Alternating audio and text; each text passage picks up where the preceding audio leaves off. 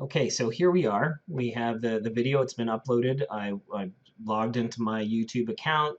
I came to my channel, and you'll see that right there is the video that I uploaded. I could also always find it by going to my videos list. Okay, and then once I've got that video in here, there are I mentioned the editing steps that we could do. Now, you don't need to do any of this, but there are a couple things in here that I would highly recommend that you do. So let me open the video and let me pause that so we don't have to listen to me in stereo. And now scroll down a little bit. If this was just somebody else's video that I was watching, this bar right here wouldn't be here. But because this is my video, these are the tools that I have access to. And so the first place that we want to start is right here where it says Info and Settings. So I'm going to click on that. And once it loads up, the first thing you're going to see is a General tab. And this is where I could change the title of it anytime I want to. I'd come back in. I could add a description to the video if I want. If I had accidentally made it private, I could turn it back to public or unlisted or whatever I wanted to do. I'm not going to make any changes there, though. And then I'm going to move over here to where it says Advanced Settings. This is the one that, as I said, I highly recommend you do. And in fact, I came in here already and was looking around and did this. By default, this top box is going to be checked. Okay, and this says Allow Comments. Now, anybody who has spent any kind of time on YouTube outside of school, especially where you're not affected by our district's filters, know that YouTube, while it can be a phenomenal teaching tool, YouTube can also be a cesspit of humanity. And where that is most evident is in the comment sections of many, many videos.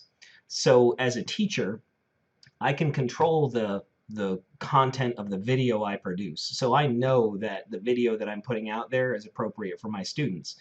But what I can't control, if I allow them to do it, what I can't control is the content of the comments. So the safest, best thing that you can possibly do as a teacher is when you upload your videos, come in here to that edit the info settings and go to the advanced settings and uncheck that box. Say that you do not want to allow comments. Okay. The other thing that you probably will want to do here is you might want to click on the today button so you can add a date so you remember when you recorded this video and set a language. It's going to have it won't have English automatically selected, and in a second you'll see why it would be important to do that. Okay. The other thing is you can also change the category. By default, at least in my case, all of the videos that I upload come up as comedy, even though when I'm uploading in my Telements education, so still just come in here and change that to education. So now I can click Save Settings and scroll back up. Next tab over is Enhancements. And I will be honest, most of the time, I don't do anything with this tab at all. If I were shooting outside or I were shooting in a room that had a really bright light source, so maybe the white balance is off, I might come in here and use Auto Fix. And you'll see here that they'll show you the original and a preview. You can also manually adjust any of these settings if you want to. Again, it's not something I usually do. You can stabilize the video, so if this was handheld and you're walking, you could use this to get rid of some of those shaky motions as it says there. Over to the audio tab. If this was a video that did not have any kind of narration or anybody talking in it, maybe I might want to add in a bed layer of music. I can come to the audio tab and you'll see that by default it's showing me the top tracks, but there are a whole bunch of genres I can pick from. And if I go down to the search box, you can see there that it says they have 150,000 plus total tracks that you can use in your videos. So you don't need to worry about importing music. You can come right in here and grab a song to include. Annotations will let you put in those. I'm sure you've all seen them in YouTube videos where like a box pops up, like a speech bubble or something.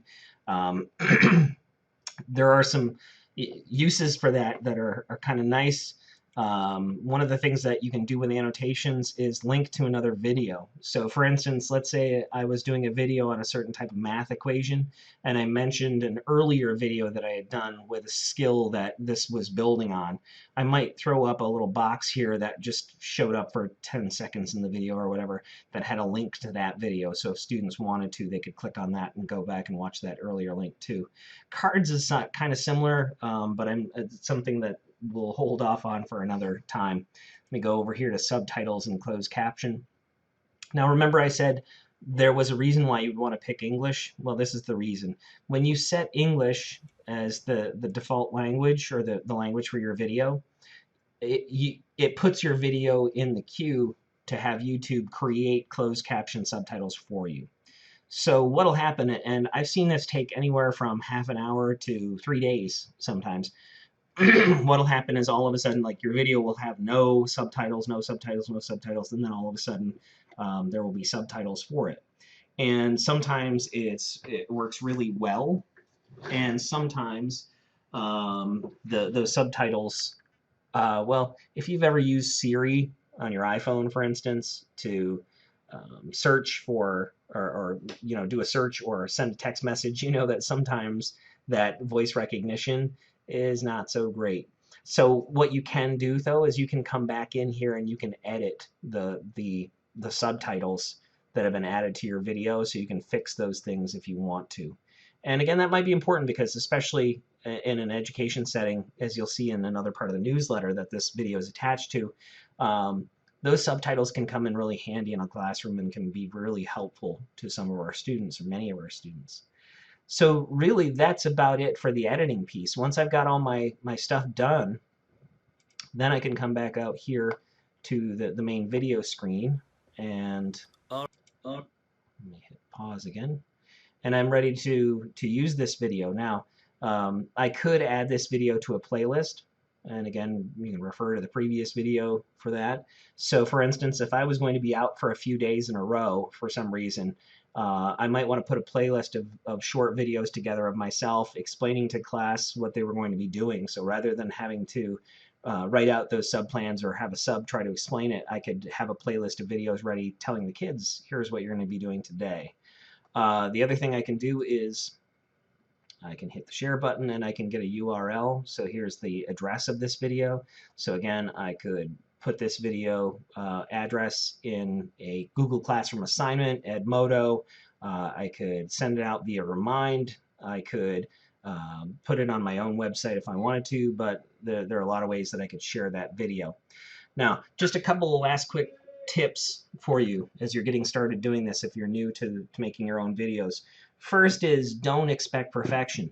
Have a plan. Don't just hit record and just see what happens. Think about ahead of time what you want to put into your video. But also the other side of that coin is don't expect perfection. You're not putting together something that you're going to submit for review for the Academy for an Oscar. So don't expect this to be something that's perfect. You are going to have a second where you might forget something you're going to say. You might have a couple of extra ums in there or something.